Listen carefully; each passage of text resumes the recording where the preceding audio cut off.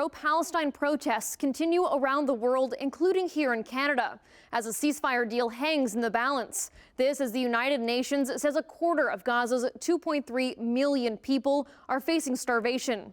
The number of Palestinians killed in the Strip soared above 30,000. The UN is also reporting today that there are reasonable grounds to believe Hamas committed rape during a surprise attack in southern Israel on October 7th. There's a lot of really great work to do together. Prime Minister Justin Trudeau met with his Italian counterpart, Giorgia Meloni, in Toronto this weekend, where the pair said they agreed to establish the Canada-Italy roadmap for enhanced cooperation. We need to work on concrete results. It is better to have less, but they have to be concrete, so they have to change things, and that is something on which I know I can very well work with you, so thank you for hosting us. But ahead of a reception at the Art Gallery of Ontario,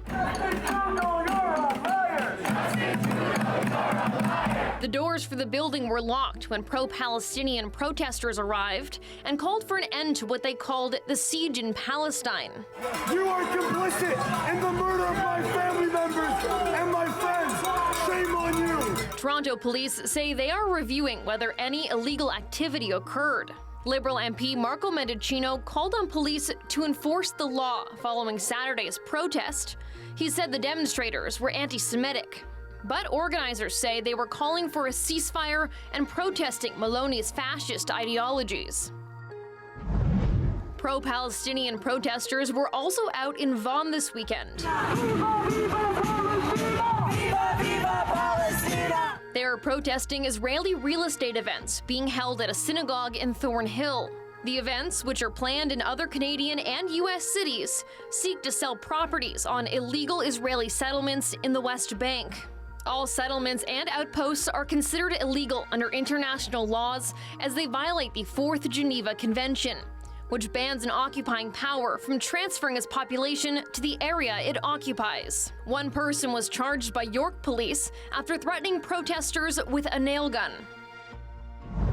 On the ground in Gaza today, the hunger crisis is worsening for millions of Palestinians. The United Nations says a quarter of Gaza's 2.3 million people are facing starvation. Since the war began, Israel has barred entry of food, water, medicine, and other supplies, except for a trickle of aid entering the south from Egypt at the Rafah crossing. Aid officials have said that airdrops are not an efficient means of distributing aid and are a measure of last resort. All this while the UN envoy focusing on sexual violence in conflict says there are reasonable grounds to believe Hamas committed rape during its surprise attack in southern Israel on October 7th. We found clear and convincing information that sexual violence, including rape, sexualized torture, cruel, inhuman, and degrading treatment, has been committed against captives.